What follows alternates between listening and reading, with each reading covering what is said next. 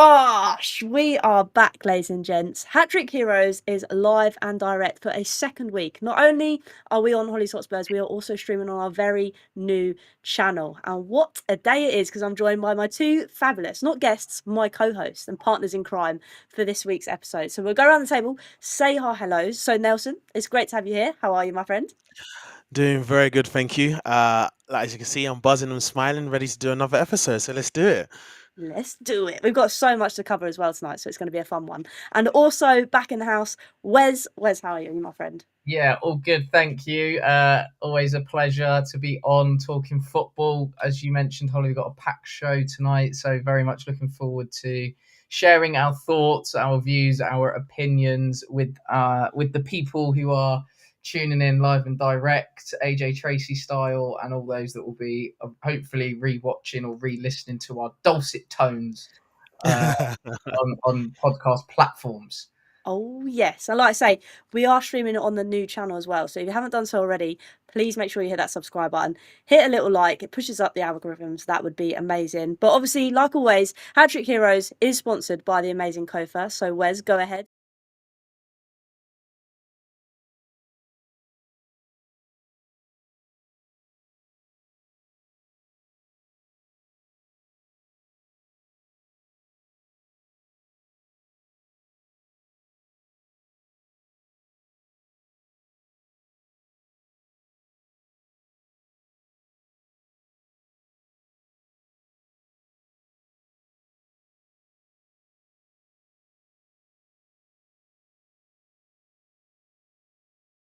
Boom. So make sure you go check out Kofa as well. But obviously tonight we have got a lot to talk about because the transfer deadline day was the other day. In fact, yes, it was the other day. We're going to dive into that straight away before we move on to the exciting thing that is WSL that is coming back at the weekend. So first of all, let's hit it off with the transfer window because Nelson, obviously it's been a crazy summer. There's been lots of happenings in that. What's your overall kind of thoughts on how the transfer window went? I think it's another indication of how strong the Premier League is financially. I think it spent a record £3 billion. I think it's one of the first times where I've seen basically every team strengthen, and especially the newly promoted clubs this season. Going into this season, they've actually done really well to try and get the players that they need to obviously stay in the top flight. So I've been very impressed with the transfer window. We've seen some excellent moves. We've seen some surprising ones, some out of the blue ones. But overall, I think the league is in a very, very strong position. I read a stat that, well, not a stat, but something in an article that said that the Premier League spending is basically, well, obviously 3 billion, but I think that is, if you combine the Liga, Serie A, those other leagues, that's how much we've spent. So yeah, the Premier League is strong, and it was a good overall transfer window. Defo. Like I say, lots of money spent. I mean, Wes, for you as well, what was your kind of initial thoughts on the transfer window? Because we're going to break it down in more in a sec, but I just wanted to get your overall thoughts. I thought it was a really good window, and I think even deadline day, because I think the last few deadline days have been really poor. Like nothing has happened on a transfer deadline day, but it felt like 90%, 95% of clubs could have done something along the lines of getting players in on deadline day, which is always nice. And there's no buzz, there's no buzz like a new signing feeling. Like I think, as Spurs fans, we got that with Xavi Simons, and that buzz that created, like even just going into the ground against Bournemouth, it was just like, yeah, we've signed Xavi Simons, like this is class. So that's always a good thing. And then, yeah, it was nice to see, like I see, teams being a bit active. Obviously, Tottenham tend to do business on deadline day. It's just how we work as a football club. But it was nice to see like other teams and other clubs still being active, like right up until that deadline. And I know like there's a few deals that have been announced in the preceding days, but I think that's just due to like paperwork and stuff like that. But no, it was nice. And actually, when you get the opportunity to kind of sit at home and be able to watch it, you can get a little bit more excited because you feel like something could pop up at any moment, which was good. Yeah, I think that's the thing as well for me. It was more of in previous years, like you say, I've kind of been like, nah, I'll just see what happens at the end. Whereas this, I was kind of always looking forward to seeing what was happening there and then, rather than waiting to the end.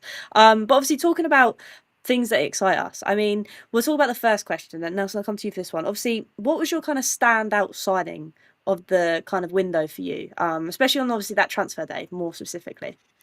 Yeah, the transfer deadline day, like Wes said, I think it was fantastic to kind of watch, and it was very hard to choose a standout because I think there was many standouts. But I'm gonna have to take a trip to North London and actually go, because I told you guys about this signing in the group chat, and I messaged you guys and I was like, this it could be huge. So my standout signing for the transfer deadline day is Randall Colomwani. I Colo, think Colo. I think it's a fantastic sign. Exactly what you guys need in terms of extra firepower. Um, the fact that he can't get into a European winning side in PSG, I wouldn't say speaks volumes about him. I think this was before they broke out and had that exceptional season last year. He went to Juve, had a fantastic loan spell in January for Juve. And I think he just has a lot of pace and power. I think he's a deadly finisher as well. And again, I'm a Ligue 1 fan. I saw him at Nantes before he went to PSG, watched him at PSG, and then obviously he's kind of, I think for him, what I think will be great for him this year, that I think will bolster your squad, is the fact that it is, again, we spoke about Jack Grealish, him trying to get back into the World Cup squad. I think for Randall Colomwani, I think he's dropped out of the France squad in the last few selections. So for him, he's got a personal, I would say, target to try and get back to that World Cup. And I think that will contribute in you guys getting goals from him, getting assists from him. He can play anywhere across the front line. So I'm actually jealous. Like, I never really say that about your signings. Obviously, Xavi's another one of them, but for transfer deadline day, for you to pull that off, I think is a great bit of business. So he was my standout for transfer deadline day. Oh, I love that, Nelson. Great answer that was. But no, it was an impressive one as well for the fee. 5 million on loan. I think for us was a good bit of business. But for you, Wes, obviously Colo's ours. Is there anybody else other than Colo that you thought on transfer deadline day? Wow, that's a standout signing. Yeah, I'm going to take a trip up north to the northeast because I think I mentioned it last week with Sunderland. These guys are playing Football Manager, like legit playing Football Manager. And I think there's two signings that kind of stand out for me with Sunderland was Brian Brobby from Ajax on deadline day, and then Gert Truder as well from on loan from Leipzig. Like that is an probably the most underrated signing of the transfer window for me. I think both of those two coming in, obviously, I know that it was absolute carnage in terms of striker situations, obviously Delap getting injured and then the domino effect that that's had on a few strikers. So what I liked from Sunderland was that they were proactive in going, right, well, we've lost Mark Guiu, and it was like bang straight away, next target in Brian Brobby, like no dramas with that. But I think for me, the signing of the transfer window, I like what Sunderland have done, but for me, the signing of the transfer window, and I'm basing this purely off of the player, the fee for the player, and the age profile that the player is at the moment, has to be Gianluigi Donnarumma to Manchester City for 26 million. That is a bargain. A Like steal. that's almost like, you know what I mean, a lunch. That's like a lunch. That's like a meal deal. It's not even a cup of tea. It's a meal deal type of thing. Like how on earth he's been allowed to leave for that cheap is beyond me. Because for me, he is definitely the best goalkeeper in the world.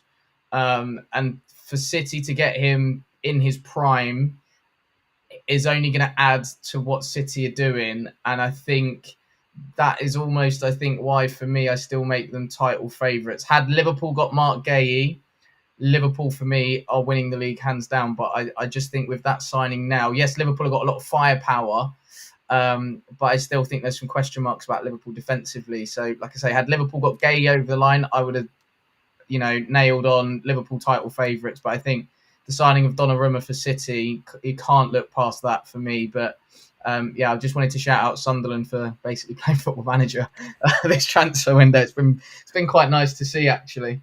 No, I mean that's some good shouts. Like you say, that Donnarumma one, madness. Again, I always go back to the fact that I know who that is, and they don't play for Spurs. Just speaks volumes. But no, it is true. There is some incredible signings that we've seen, and I think that goes back to what we said at the start of the show in terms of the fact it's been a pretty good transfer deadline day, as well as obviously a window. But we're gonna flip on his head now, Nelson. I'm gonna chuck someone at you like in terms of what's your kind of out the blue signing, as in didn't necessarily see that one happening, whether that's good or bad. So I've gone to Fulham because I think they bought Samuel Chukwueze from AC Milan. Uh, and for me, that was I just didn't expect it happening. And I think for Fulham, it could either go one of two ways. He could be sensational for them, considering I think the wingers that they have. I don't think, except for Alex Iwobi, who has proven like to be Premier League standard. You have someone like an Adama Traore, who I think all he does is just show off how buff he is with his body. Doesn't do much on the pitch. Someone's jealous. So yeah, you know what? I am a bit jealous, but at the end of the day, like you got to put the ball in the back of the net, and he can't do that often. So for me, Chukwueze could be an incredible signing and contribute goals and assists for um, Fulham. Be direct, can play anywhere in terms of left or right, or it could just go horribly wrong, and he's just getting a big payout and it's just come to West London to enjoy the lifestyle. So who knows what it could be. So for me, that was out of the blue because I just didn't expect it happening. And I don't know what Fulham fans are thinking overall of that signing, but it was just one of the ones that just kind of caught me off guard. I think that's one of the things as well about the transfer window. These things do kind of happen. I mean, Wes, is there anybody else that you can kind of add into the mix, or whether that be good or bad? You just didn't really see it coming.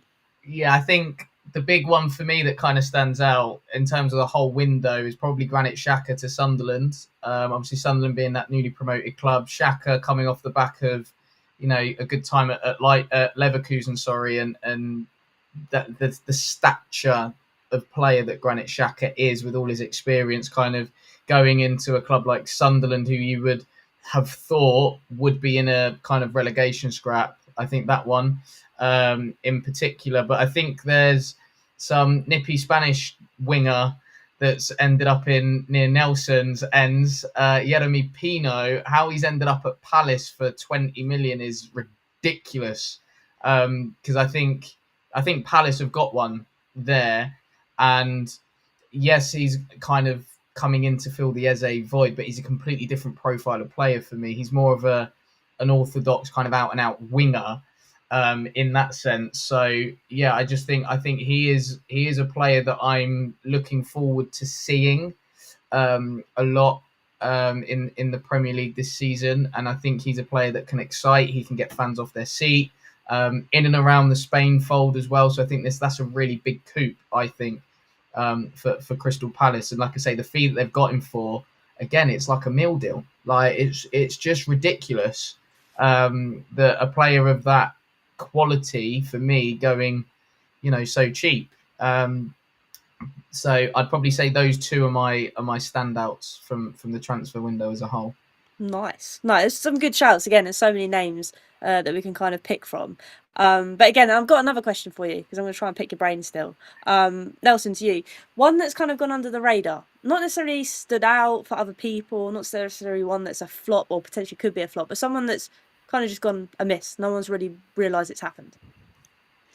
I'm going to stick to what I've seen at transfer deadline day, and I've actually got two.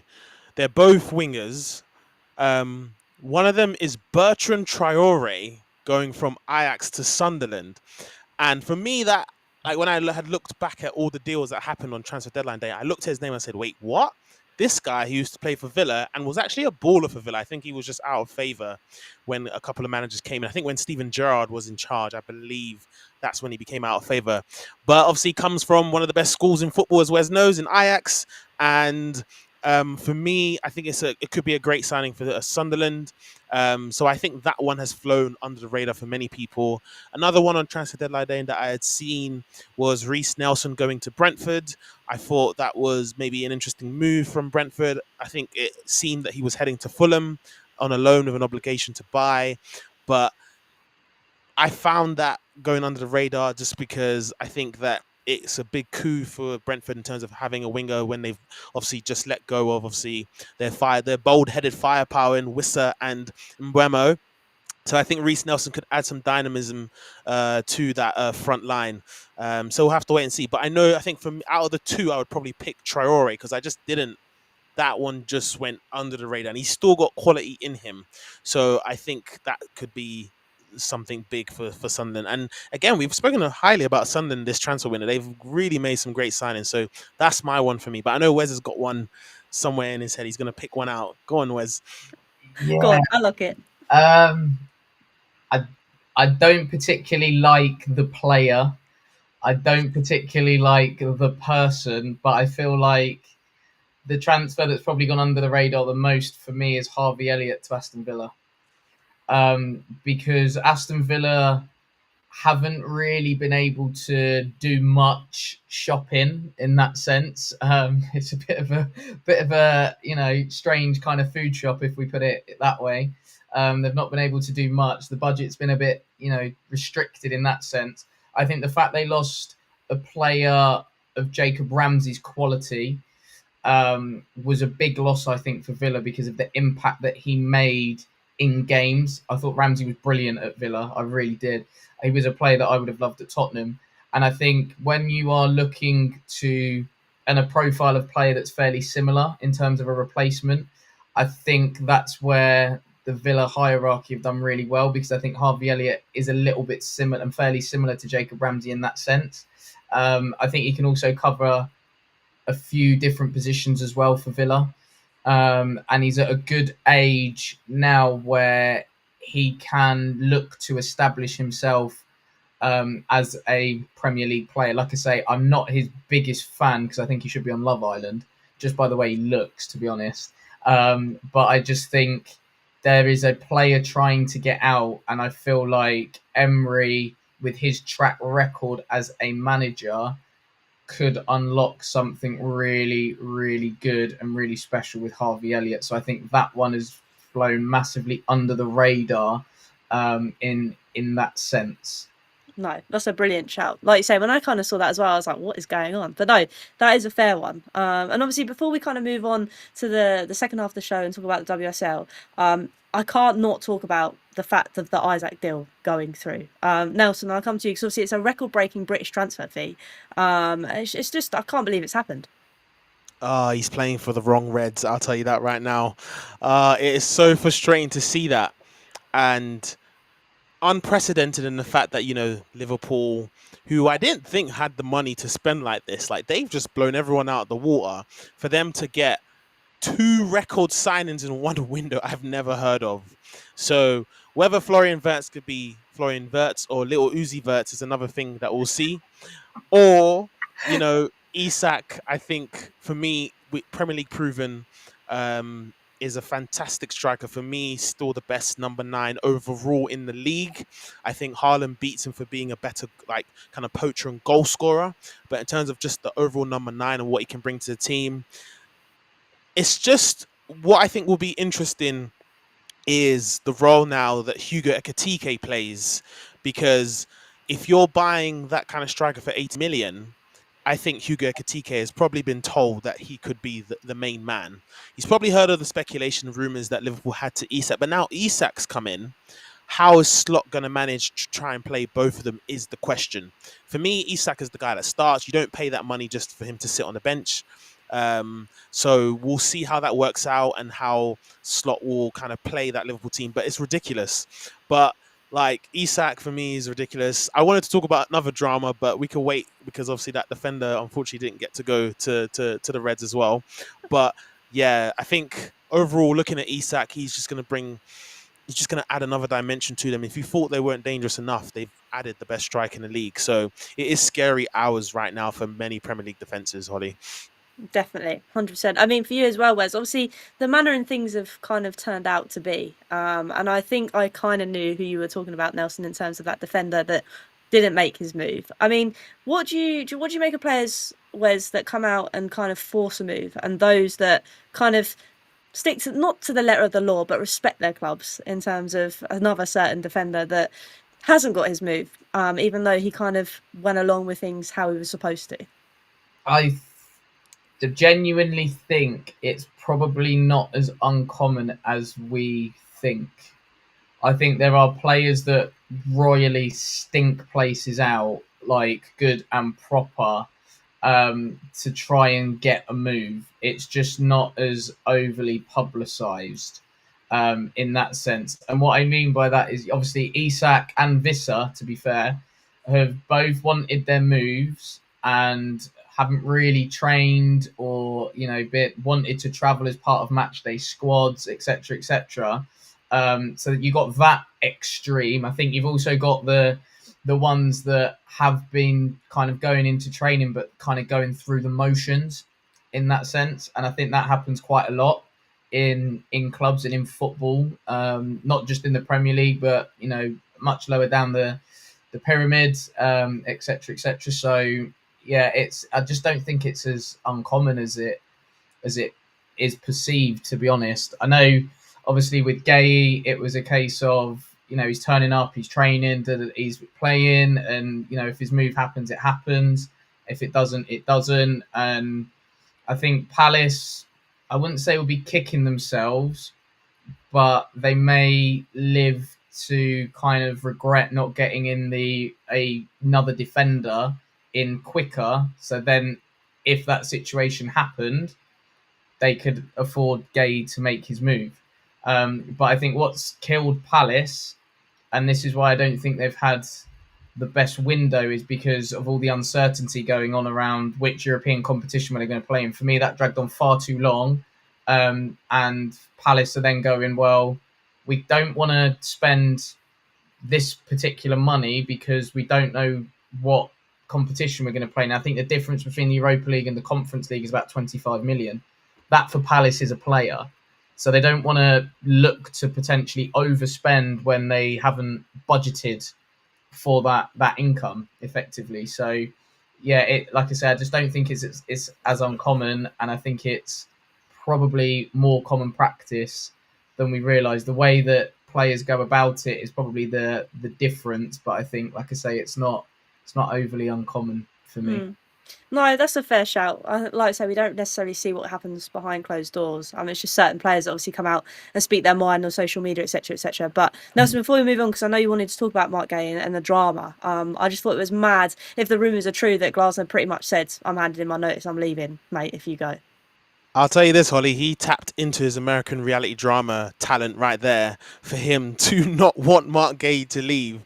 And what's so sad about it is because, like Wes said, like, it's uncommon. It's like it's common now for players to do it, but for Mark Gahey to still come in day by day, he just scored the screamer the other day to help them win, and he's gone there. And you're thinking, obviously, this guy's going to get his move to Liverpool, but I wouldn't be, if I was Mark Gahey, I wouldn't be surprised if I wouldn't say start stinking up the place, but for the next kind of 2-3 weeks, especially because the international break, feel kind of hurt by what the club have done, because I think they've leaked a video as well of him saying thank you to the club as well. So he had everything prepared.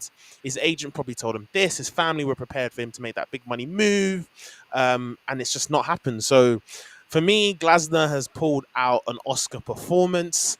Credit to him. I'm giving him the best actor from a Premier League coach, better than Ted Lasso. So it is what it is. Like, it's just, I couldn't believe it when I had heard news. We were expecting Isak and Gahey to go. So for one of them to have not gone, for Glasner to pull out all the stops, I think is fascinating. And yeah, we'll see how that plays out for Palace this season, because it could be one where, like, them trying to juggle European competition would obviously affect them. But whether or not it will stink up their Premier League performances, we'll have to wait and see, because this summer's been very busy for them and not the best one. So that's kind of my take on Mark Gahey. But we love drama, and we got all of it. We got all of it, Holly. That's what I mean. I think this window has been a madness in terms of drama, excitement. We've kind of had it all. But obviously, before we move on, Wes, I do want to talk about FPL because I was top again. But now I'm kind of not feeling the Mark Gahey vibe because he's done so well for me. But now what Nelson has said, I'm a bit I don't know what to do. What have you kind of done? Obviously, with international break, we've got to tamper a little bit with our teams. Before we move on to WSL, I just want to give your opinion on how FPL is going. Yeah, just before we go touch on FPL, is there's a really ironic situation here with the Mark Gay thing because obviously Palace's biggest rivals are Brighton. Now there was a Brighton centre back that was due to go in to Palace to be Mark Gay's replacement, and he's fobbed them off and gone to West Ham. So Brighton must be absolutely loving life right now. Every Brighton fan must be like Agent Igor here, because not only has he shafted Crystal Palace, he shafted Mark Gay, Palace's captain, and now Palace can potentially lose Mark Gay on a free in the summer. So Brighton fans must be going. Igor's playing like 4D chess or something. He must have something going on with that. But no, FPL last couple of weeks. Obviously, I had my 89 points the other week. Probably half of that this week wasn't my finest. So yeah, it's just going to be interesting. I think obviously we get a week off because it's international break, but then next week it's going to be interesting. Obviously, you don't necessarily know what state the players are coming back into from their international exploits, etc. There might be some potential injuries, so it's definitely a case of waiting. I think until at least Wednesday, maybe Thursday. Obviously, we know Friday is the big day to make any changes. I put Haaland in, and yeah, took Welbeck out. Had some change left over, so I spent it on Erling Haaland, who, according to Nelson, only just scores goals, really. So, which he did do against Brighton. It was just unfortunate that the other 10 let him down a little bit. So, yeah, I've gone with that. But yeah, it wasn't the best week. But listen, we have to take the highs with the lows in FPL. So, I'm still up there. I've still improved because this time, last year I was nowhere near the top part of the leagues. So, there's going to be many twists and turns, Holly. It's a long season. It's a marathon, not a sprint. No, We're, I know, we're but in it. I'm concentrating for now. So we'll give it Yeah, another 2 weeks. it's August. It's like we've just got Yeah, into Holly. September. Wait till October or after October international break, and half your team's out injured. You're going, nah, sod this. I'm out. Holly's just showing her potential. Like she in class, she's like that kid that joins the group project and gets the A. But really, if she had really put in the effort, she would have made everyone get like even higher marks because she's focused this season. That's the difference, Wes. I can't wait. If Holly, if you beat him this season, we are gonna sing a song. We are gonna make it rain here on Hat Trick Heroes. I That's love nice. that. That's nice. Why am I in the firing line? Oh, I know, Nelson, because you bottled it. That's why. No, I I'm like to out. point. I won my leagues last year, so I'm just Exactly. And taking now a, you can't be bothered to defend your title. Bottled I'm it. taking. I'm just taking a sabbatical. I'm just taking a little sabbatical, and I'll be back firing next season. But I'm here to be the old wise man and give some tips and stuff to everyone that's playing throughout the season. Bosh, no, I like it. And obviously, that's FPL in terms of the Premier League. But we are going to move on to the second segment of the show and talk about the WSL. And like I say, before we do move on, thanks to everybody that is watching, that's tuning in live. Please make sure you hit that like button, that subscribe button, not just on Honest Hotspurs. Make sure you go over to Hat Trick Heroes and subscribe to the new home of this show. But without further ado, because obviously it's exciting times, Nelson. The WSL is back this weekend. How are you feeling? Oh, I'm so excited. We are so back. We are so back. Honestly, Holly, as I told you off air, this for me is a special season for the WSL. On the back of the Lionesses winning the Euros, I think a lot more people are going to tune in. I think you're going to see an increase in people going to watch games at stadiums. You're going to see an increase in viewership over televised games. It's just on the up, and I, for one, am very excited to tune into more games as well. Normally, I go and have my season ticket and Arsenal, go watch the Arsenal ladies, but I'm very excited to kind of go and watch a lot more talent that is running around the league. So this is going to be a special season because of the back of the Lionesses, but also the fact that we're heading into a new era of WSL because of the new format. The new format coming in for next season. If you don't mind me explaining, Holly, like the whole new format with the fact that next season, heading into 26 and 27. So in 2 seasons' time, we'll have 14 teams. That is great for an expansion moving forward. I think there's a lot more structure now in terms of the football pyramids for the WSL and WSL2. This season, I think 2 teams from WSL2 will get promoted to the top flight.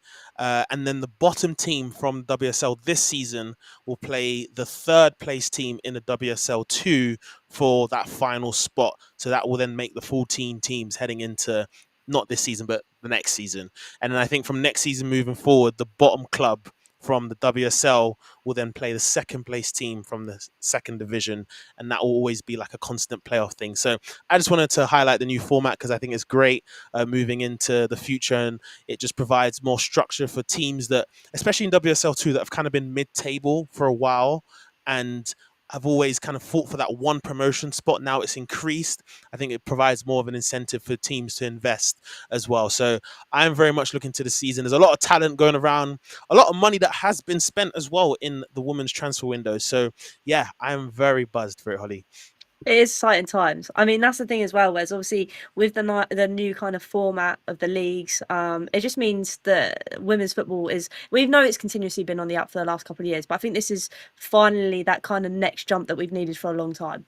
Yeah, and I think also with stuff that's going on off the pitch as well, I think is helping. Obviously, there is a minimum wage now for WSL and WSL2, which should help things a lot more now. And I think obviously I'm looking at it long term. You know, the players that I'm working with, you know, they've got a bit more of an aspiration now to actually want to, you know, potentially become professional, and they can go, oh, actually I want to be a professional footballer, and that incentive is there. I also like the whole Nike deal, in the sense of if there are, you know, players that aren't or don't have boot deals, because I think that is probably a bit more out there in terms of players not having boot deals in the men's game as well as the women's game. It's probably a lot more than we actually think. So the fact that Nike are kind of going, yeah, we support this, I think is big. I think it's huge. I think it helps the leagues, and it definitely obviously will help the players as well. Obviously, Nike being probably the biggest sports brand in the world, you know, to have that back in again, I think will really help elevate the game and the women's game onto that next level as well. So yeah, there's a lot of positivity that's happening around women's football, and for me, long may it continue. 100% preach. And I think that's the thing for me as well. It's finally seeing the sport as a whole, as a collective, not just men, just the women, but it slowly coming up together, which is something nice to see. But no, so we're going to break it into even more detail, and we're going to talk about predictions for top goal scorer of the season. Who right now do you think will be the one banging in all the goals this season? Oh my gosh.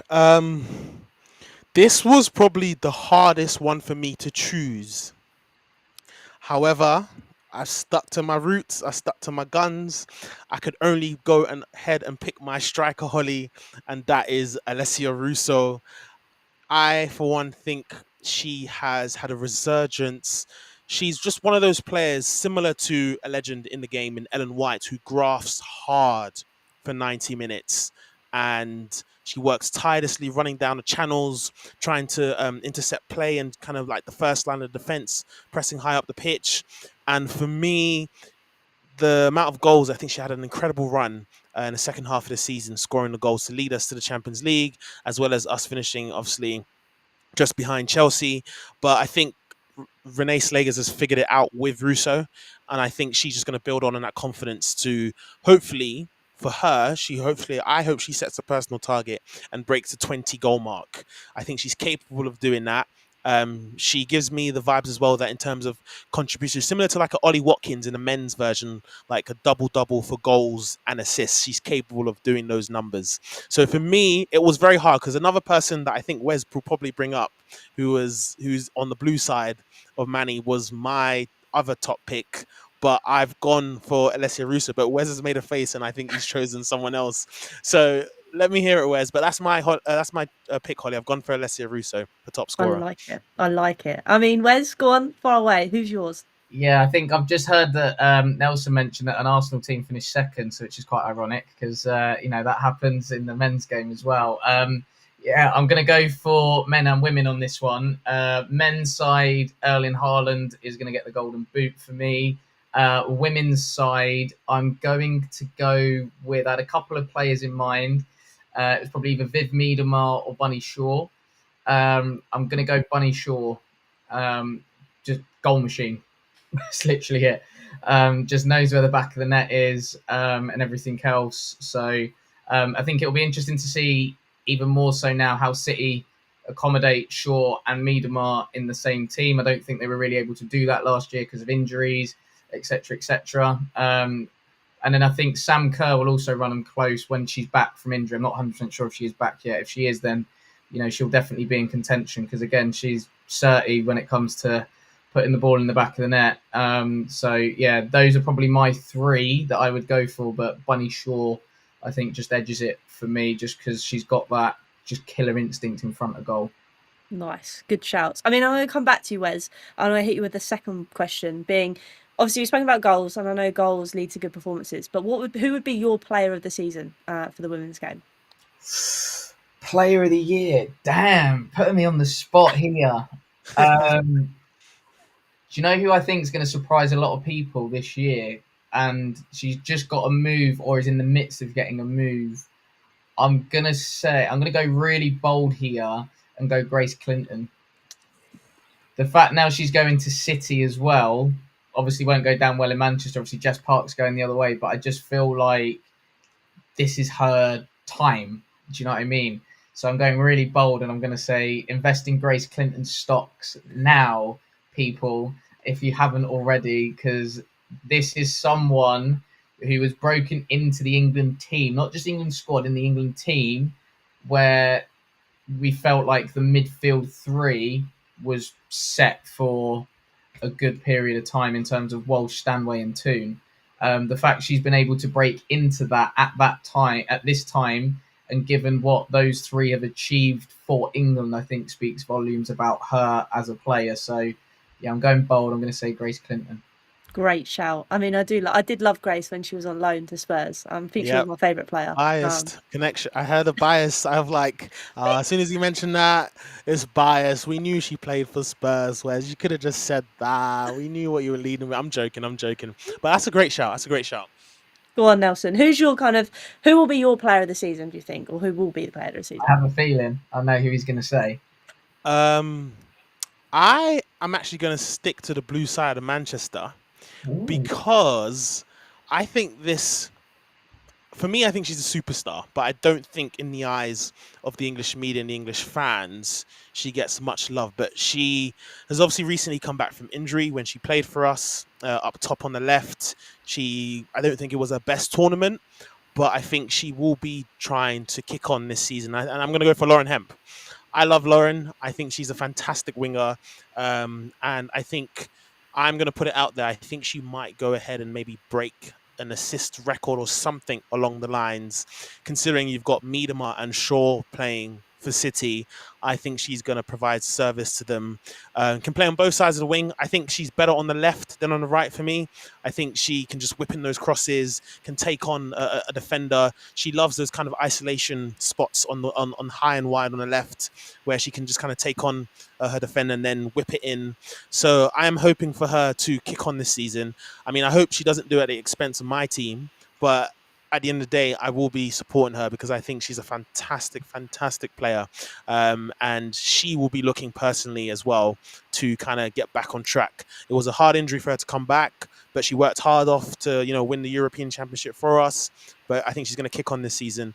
So my player of the season is Lauren Hempo. Nice. I mean, Nelson, sticking with you. Obviously, I don't know if this makes your answer clearer, given obviously the people you've kind of said who's going to be top goal scorer, who's going to be your player of the season. But who are going to be champions of the WSL one? Oh, well, before I go on to Champions League quickly, I forgot to mention as well that young player was also channeling in my mind as well for young Mm-hmm. player this season because there's a lot of young talent in there. And I've gone for three. I just want to put out the names out there and then I'll mention my champions. I've gone for Aggie Beaver Jones from Chelsea. I think she's a fantastic striker. I've gone for Mary Fowler at City, who I think is an absolute baller. And then lastly, I've gone for the wonder kid who helped us reach to the final, the Ghana dancing star girl is Michelle Adjiman. So I've gone for her. I think she's gone back to Brighton. I think last year, I think she was just kind of, easing in. But the fact that her confidence must be sky high after that championship. And I think Brighton are brought her back because I think they're actually looking to put her as the main striker this season. So I wouldn't put it past her to even bag like double digits for the season. So that's my young player of the season. But in terms of champions, I'm biased. I got to go with my girls. I'm going to go for the Arsenal. I think we're going to do it. The Renaissance continues in North London. And for me, back on the transfer window, which is, by the way, the first million that has been spent in England, buying Olivia Smith from Liverpool, I think we've just strengthened even more. I didn't expect the signing of Taylor Hines back from Liverpool. I wasn't expecting that. We've brought in a decent keeper, and obviously CK, my winger, Wes knows, Chloe Kelly, she's come back Wait, and no, no, she no, is no. ready. Give her the full name, Nels. Come on, come on. What? Chloe Clutch Kelly, my Thank winger. you, That's thank my you, winger. thank you. Oh my gosh. You can't She disrespect is. her like that, Nelson. It's not It's fair. It's true. It's true. You're right. I'm sorry, Chloe. If you're hearing this, I love you. I'm sorry. But it's more of a sense of, I think, because Renee has kind of eased away. Obviously, she took over from Jonas. And I think she had a big task on hand to just, for me, it was more about just getting the squad cohesion back together and the chemistry. I didn't think she was going to go and pull off the European, like the Champions League. So she's gone and outdone herself. And I think she will be looking as well to boost on and target that title. I heard Steph Catley saying there's no excuses for the Arsenal women to not go ahead and try and win it all. Obviously, they've got a team to beat, and I don't like them.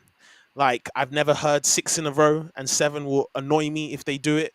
But I am going to go forward, Holly, and my pick is going to be the Arsenal. Nice. I mean, it's not nice for me, but always. But no, it's a fair shout. Like you say, you've got the reinforcements in. You've had a good summer transfer window, and to be fair, you had a good team to start with. As much as it pains me to say that, so you're just building on from it. But Wes, I know Nelson gave his 3 kind of young players this season. I didn't know if you had anybody in the mix, and then obviously give me who you think is going to be the champions of the season. Young players, I'm struggling with that one. I have to be honest. I think my WSL ball knowledge is starting to lack a little bit. Just through work commitments, I don't think I'm going to be able to watch many games this year. I'm hoping,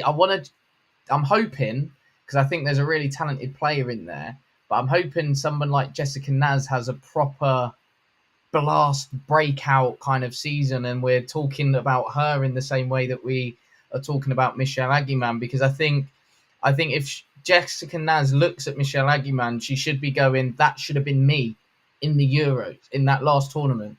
And even, someone like Beth England as well. I know Beth's at the complete opposite end of the age bracket here, but in the sense of that should have been her as well. Like, you've got a quality centre forward there who I think is just getting overlooked. And I was even speaking to somebody who went to the Arsenal Tottenham friendly, and even they were saying, like, I'd hate to play against Bethany England. Like, she's a menace. So yeah, I would love like Jess Naz to just really explode this year. And I think from a Tottenham point of view, if she doesn't, it will be a real shame. And it's definitely a case of then, like, we've got a talented player, but where is that talent kind of going? So I want to say Jess Naz is kind of at that little bit of a crossroads. It's got to happen now, or I think she'll just kind of fizzle out a little bit in that sense. So I'm gonna just throw that one there. Champions, Chelsea. I think they just know how to win. It's as simple as that. They know how to get the job done. They've got serial winners, I think, like throughout the team. And I think even the young players that they've been able to integrate coming into their team, such as Aggie Beaver-Jones, for example, just hits the ground running straight away, and then gives the manager, Bon Pastor, I think it is, a lot to think about, because obviously they've got Sam Kerr, who's one of the best strikers, I think, that we've come across in our time, especially in the WSL era. It's like, well, I can't really drop Aggie Beaver-Jones, but then I've got Sam Kerr, so now I have to think about, okay, can they play together, etc., etc. So yeah, I just think Chelsea's strength in depth as well. They've got a lot of good options. So I'm gonna go with Chelsea. Great shout. Great shout. Obviously, I think I prefer that. Oh. I mean, yeah, it's it. I'll tell you this, guys. Look, Chelsea know how to win, but champions of Europe, they'll never sing that. I'll let that be that loud and clear I mean, I'm for surprised you're any saying now, to for be fair. Like, no no no. what phase is Renee in compared to Arteta, bro? Like, do you know what I mean? She's I coming in 5 minutes, one more than Arteta already. Do you know what I mean? I am a European winner. I can say that loud and proud. We are one club. Come on, the Arsenal. Yeah, I've noticed the because of the trophy drought, Arsenal are now putting the women's trophies around the stadium because obviously it's been a while since the men have actually done anything. So Don't worry, that will come. But we are one club. We have to celebrate everything. Champions yes, of yes, Europe. Sorry, Chelsea. the club actually did that as well, Nelson, just to jump on bandwagons, etc. So We're all champions, man. Woo! Let's go. But I obviously, love this. it's great fun. I am enjoying this. But obviously, talking about the other spectrum in terms of relegation before we kind of wrap things up, who do you think's going down, Nelson, next season or this season? Sorry. Um, well, obviously, yeah. As I mentioned with the new format, that team will then have to play the third place team in the WSL two for next to fight for 26-27 season.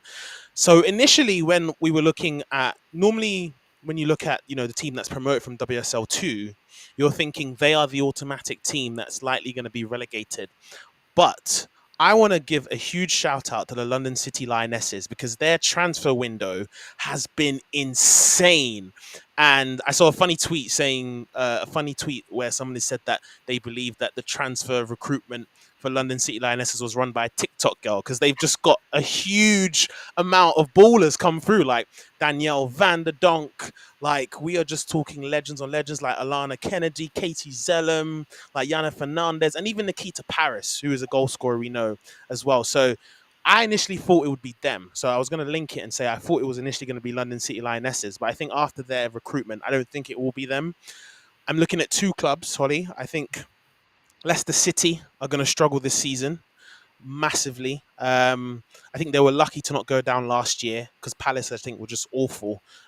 So Leicester City, I think, could go down, or it could be Liverpool. For me, I thought Liverpool were going to make the jump last season, but they have sold a couple of good players, and I think losing someone like Olivia Smith means they could be in a dogfight to try and avoid that relegation drop. But obviously, I could say these names, either Leicester City or Liverpool, and they could win against that third place team in the WSL2 and they don't get relegated. So who knows? But after looking at the transfers and seeing which team could win the league or could go down, for me, I'm going to go for Leicester City. So I think they're going to go down this year.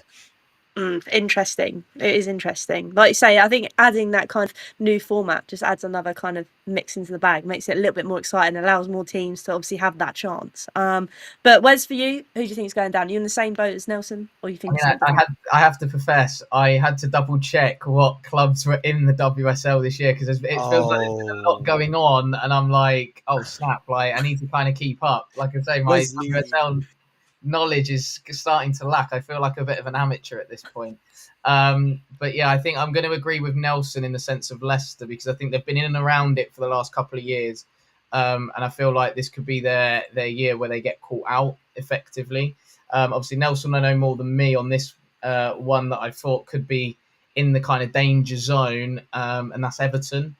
Again, I don't know potentially what they could do, but listen, there could be a surprise package in somebody just ending up in and around it in that danger zone. It could be Everton. Who knows? We could be in that mix again. Obviously, we were there last year, and I feel like potentially some of our transfer business hasn't similarly to the men in the sense of we were looking for that kick and it's like right we need to make sure this doesn't happen again and I don't feel like from the Tottenham women perspective we've really I wouldn't say got that statement signing in but I'm looking and I'm feeling like other teams could have potentially caught up with us in the same way that they have done with the men's side but I think my top pick so to speak to go down I think is definitely Leicester as well.